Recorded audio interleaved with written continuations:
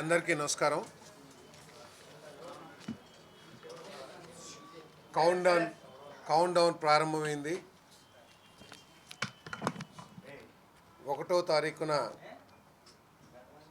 ఉత్తరాంధ్ర ప్రజలందరూ కూడా ఎప్పటి నుంచి ఎదురు చూస్తున్న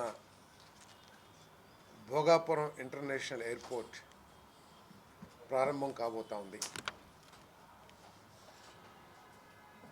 చంద్రబాబు నాయుడు గారి నాయకత్వంలోని కూటమి ప్రభుత్వం అటు తిరుపతి నుండి ఇటు విశాఖ ఇచ్చాపురం వరకు మధ్యలో అమరావతి అన్ని ప్రాంతాలను కూడా సమదృష్టితో చూస్తూ ఆయా ప్రాంతాల అవసరాలు, ఆయా ప్రాంతాల్లో లభించే వనరులు అన్నిటినీ ఆసరా చేసుకుని ఈ రాష్ట్రాన్ని అభివృద్ధిలో దూసుకుపోయేటట్లు చేస్తుందని చెప్పడానికి చాలా గర్వపడుతున్నా అని చెప్పేసి మనం చేస్తాను. ఒకప్పుడు ఉత్తరాంధ్ర వలసలకు చిరునామాగా ఉన్న ఉత్తరాంధ్రని ఈరోజు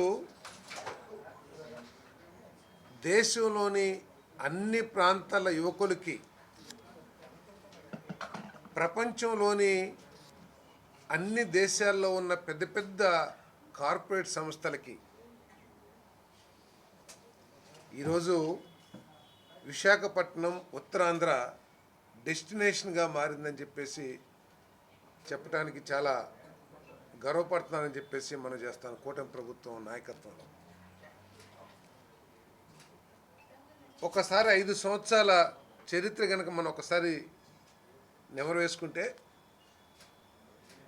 ఆ 5 సంవత్సరాల పరిపాలన ఈ ప్రాంత అభివృద్ధిని 10-20 సంవత్సరాలకు వెనక్కి నెట్టేసిందని చెప్పక తప్పదు. 2019లో అధికారంలోకి వచ్చిన వైఎస్ఆర్ కాంగ్రెస్ పార్టీ జగన్మోహన్ రెడ్డి గారి నాయకత్వంలో ఈ ప్రాంతాన్ని రియల్ ఎస్టేట్కి అనువుగా ఉన్న ప్రాంతంగానే గుర్తించింది తప్పితే ఈ ఉత్తరాంధ్ర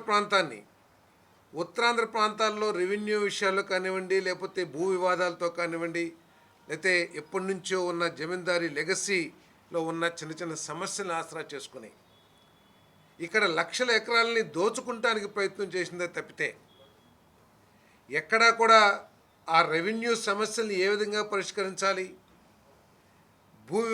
భూ వివాదాలని ప్రజలు మెచ్చే విధంగా ఏ విధంగా పరిష్కరించాలి అని ఆలోచించుకోకుండా కేవలం దోచుకోవటమే లక్ష్యంగా అమాయక ప్రజల్ని మోసం చేసి బెదిరించి, తమ అధికారంతో బెదిరించి భూముల్ని లాక్కోవటానికి ఆ పార్టీ నాయకులందరూ కూడా ప్రయత్నం చేశారు తప్పితే ఎక్కడ కూడా ఈ ప్రాంత అభివృద్ధి కోసం కానీ, ఈ ప్రాంత యువతకి ఉపాధి కల్పించడం కానీ, లేకపోతే వలసల్ని అరికట్టడం కోసం కానీ ఎక్కడా కూడా ప్రయత్నం చేయలేదని మనం చేస్తాను.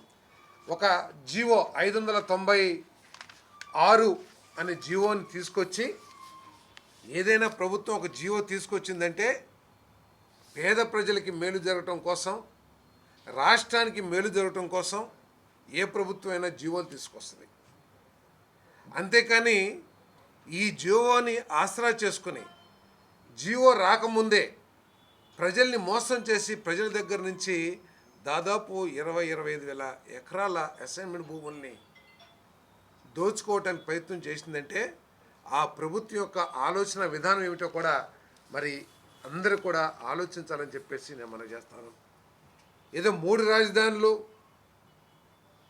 అభివృద్ధి, పంపిణీ జరగాలి అనే పదాలతో ప్రజల్ని మోసం చేసి కనీసం మీ ఆలోచనకు కానీ మీ సిద్ధాంతానికి కానీ తగ్గట్లు ఏ ఒక్క అభివృద్ధి కార్యక్రమం అయినా సరే ఈ ఉత్తరాంధ్రలో కానీ రాయలసీమలో కానీ చేశారా అని నేను ప్రశ్నిస్తా ఉన్నా. నేను 2014-19లో మధ్యలో చంద్రబాబు నాయుడు గారు ఇక్కడ ఐటీ హిల్స్ని ఏర్పాటు చేసి Templeton, Visakha Franklin Templeton, HCL, IBM, fintech ఇటువంటి పెద్ద పెద్ద ఐటీ దిగ్గజాలను తీసుకొస్తే వాళ్ళని బెదిరించి, వాళ్ళకి ప్రభుత్వం ఆమోదించిన అనేక ఇన్సెంటివ్స్ని కత్తిరిస్తామని బెదిరించి వాళ్ళందరూ కూడా ఇక్కడి నుంచి పారిపోయే విధంగా చేసింది గత వైసీపీ ప్రభుత్వం అని చెప్పేసి మనం చేస్తాను. ఒకసారి ఆలోచన చేయండి ఉత్తరాంధ్ర ప్రజలందరూ కూడా. ఏదైతే ఆ రోజు చంద్రబాబు నాయుడు గారు ఆలోచన చేశారో ఈ ప్రాంతాన్ని ఐటీ హబ్గా తీర్చిదిద్దాలని, అదేవిధంగా ఐటీ సెజ్ సాధించి ఈ ప్రాంతాన్ని ఐటీ హబ్గా తీర్చిదిద్దడానికి ప్రయత్నం చేసిన అదే కనుక కొనసాగినట్లయితే ఏ విధంగా ఈ ఉత్తరాంధ్ర ఆంధ్రప్రదేశ్కి ఒక గ్రోత్ ఇంజన్గా, ఆంధ్రప్రదేశ్కి అన్ని ప్రాంతాల అభివృద్ధి కోసం ఒక రెవెన్యూ సోర్స్గా మారేదో, ఏ విధంగా ఈ ప్రాంత ప్రజలకి ఉపాధి లభించేదో ఒకసారి ఆలోచించేయమని చెప్పేసి నేను మనవి చేస్తామని నేను. మరి ఈరోజు ముఖ్యమంత్రి గారు చంద్రబాబు నాయుడు గారు ముఖ్యమంత్రి అవగానే ఈ ప్రాంతాన్ని అభివృద్ధి చేయాలి, ఉత్తరాంధ్ర జిల్లాలు వెనకబడిన జిల్లాలు అనే నానుడి ఏదైతే ఉందో అది చరిత్రలో మిగిలిపోవాలి తప్పితే భవిష్యత్తులో అత్యంత అభివృద్ధి చెందిన జిల్లాలుగా ఈ జిల్లాలని అభివృద్ధి చేయాలని చెప్పేసి లక్ష్యంతో మరి ముఖ్యమంత్రి గారు అదేవిధంగా మరి లోకేష్ గారు పనిచేస్తున్న విషయాన్ని ఈసారి ఒకసారి గుర్తు చేసుకోవాల్సిన అవసరం ఉందని చెప్పేసి నేను మనవి చేస్తా ఉన్నాను. జగన్మోహన్ రెడ్డి గారు విశాఖ 3 రాజధానులు అనే పేరుతో విశాఖపట్నంలో ఎగ్జిక్యూటివ్ క్యాపిటల్ ఏర్పాటు చేస్తానని చెప్పేసి కనీసం ఒక 500 కోట్ల నుంచి 500 కోట్లు అయినా సరే కనీసం ఖర్చు పెట్టి ఆ ఎగ్జిక్యూటివ్ రాజధానికి కావాల్సిన మౌలిక వసతుల్ని కనీసం ఏర్పాటు చేయడానికన్నా ప్రయత్నం చేశారని చెప్పేసి అడుగుతా ఉన్నాను నేను. ఎగ్జిక్యూటివ్ రాజధాని అంటే దానికి కొన్ని వసతులు ఏర్పాటు చేయాలి. అంటే ఇవన్నీ కూడా ప్రజల్ని మోసం చేయడం తప్పితే వేరేది ఏమీ కాదని చెప్పేసి మనం చేస్తాను. కేవలం తన కలలకి తగ్గ ఋషికొండని బోడిగుండు చేసి ఋషికొండ మీద 500 కోట్ల రూపాయల ప్రజాధనాన్ని వృధా చేసి తనకి కావాల్సిన మరి ఏదో 10 లక్షలు 20 లక్షలు అంటారు ఆ కమౌడ్, అటువంటి వాటిని ఖర్చు పెట్టి వృధా చేయటం తప్పితే ఏమీ చేయలేదని చెప్పేసి కూడా నేను ఈ సందర్భంగా నేను తెలియజేస్తా ఉన్నాను నేను. అంతేకాదు భోగాపురం ఎయిర్పోర్ట్ ఈరోజు వైసీపీ వాళ్ళు మాట్లాడుతూ ఉన్నారు. ఒకసారి ప్రజలందరూ కూడా జ్ఞాపకం చేసుకోవాలి. ఎందుకంటే క్రెడిట్ చోరీ ఈ మన జగన్మోహన్ రెడ్డి గారికి అలవాటైపోయింది. ఇక్కడ గూగుల్ డేటా సెంటర్ వెంటనే నెక్స్ట్ డే సాక్షి పేపర్లో ఒక స్టేట్మెంట్ ఏమని, Adani data centre Google data centre నేనే తీసుకొచ్చాను, నేనున్నప్పుడే భూమిని అలాట్ చేశాను, ఇదంతా కూడా నేను చేసిందని చెప్పేసి ఒక స్టేట్మెంటు చేస్తూ ఉంటారు. నేను అడుగుతూ ఉన్నాను, జగన్మోహన్ రెడ్డి గారు మీరు కనుక గూగుల్ డేటా సెంటర్ తీసుకొస్తే భూమిని అలాట్ చేస్తే ఎందుకు ఆ డేటా సెంటర్కి సంబంధించిన కనీస పనులు ప్రారంభం కాలా?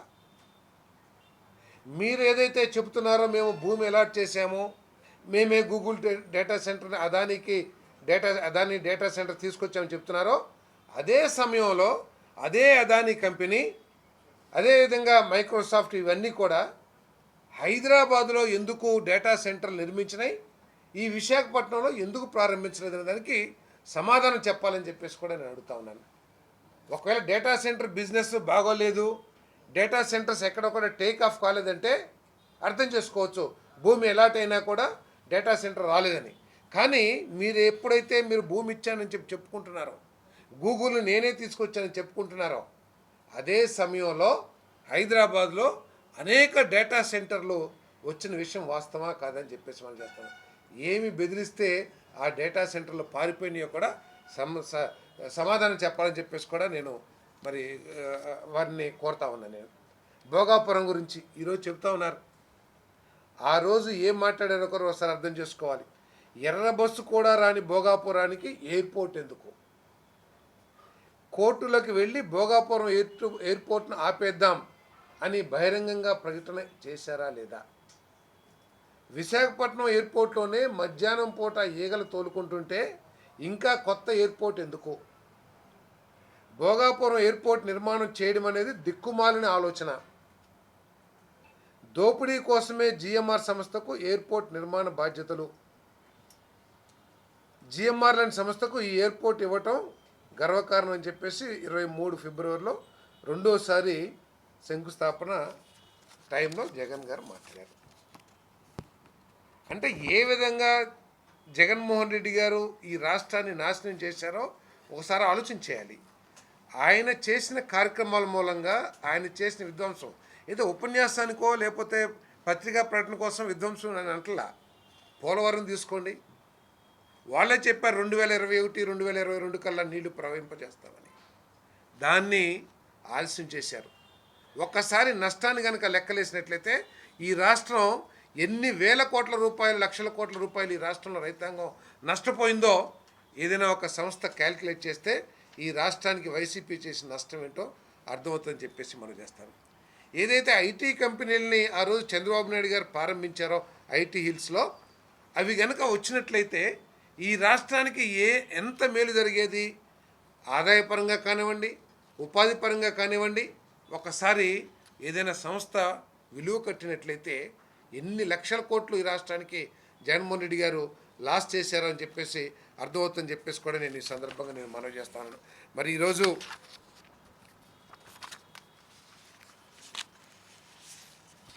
ఒకటో తారీఖున దేశంలోనే అత్యాధునిక గ్రీన్ఫీల్డ్ ఎయిర్పోర్ట్ని మన భోగాపురంలో స్టార్ట్ చేసుకోబోతున్నామని చెప్పేసి మీ అందరికీ సెవెన్గా మనం చేస్తాను. అత్యాధునిక గ్రీన్ఫీల్డ్ ఎందుకంటున్నానంటే లేటెస్ట్ ఎల్ఈఈడి స్టాండర్డ్స్ ఏదైతే ఉంటాయో ఆ స్టాండర్డ్స్ ప్రకారం ఈ ఎయిర్పోర్ట్ని నిర్మాణం చేయడం జరిగిందని చెప్పేసి మనం చేస్తాను. అదేవిధంగా ఈ కార్యక్రమాన్ని ఉత్తరాంధ్ర ప్రజలే కాకుండా రాష్ట్రం అంతా కూడా చాలా, మీరు కూడా చూసింటారు ఎయిర్పోర్ట్ ఎంత బ్రహ్మాండంగా ఉందో. దేశంలోనే నెంబర్ 1 అంటే ఈ స్థాయి ఎయిర్పోర్ట్స్లో, ఈ స్థాయి టౌన్స్లో నెంబర్ 1 ఎయిర్పోర్ట్గా తయారైంది. జిఎంఆర్ చాలా బ్రహ్మాండంగా నిర్మించిన విషయం మీకు తెలిసిందే. అంటే ఎయిర్పోర్ట్ చుట్టూతా కూడా ఇందాక చెప్పాను నేను, మన ఏవియేషన్ హబ్ అక్కడ ఏర్పాటు చేయడం అన్నీ కూడా వస్తున్నాయి. కాబట్టి ఈ కార్యక్రమాన్ని ఉత్తరాంధ్ర ప్రజలే కాదు రాష్ట్ర వ్యాప్తంగా అభివృద్ధిని కాంక్షించే ప్రతి ఒక్కరు కూడా ఈ కార్యక్రమాన్ని పెద్ద ఎత్తున విజయవంతం చేయాలని చెప్పేసి కూడా నేను మనవి చేస్తాను.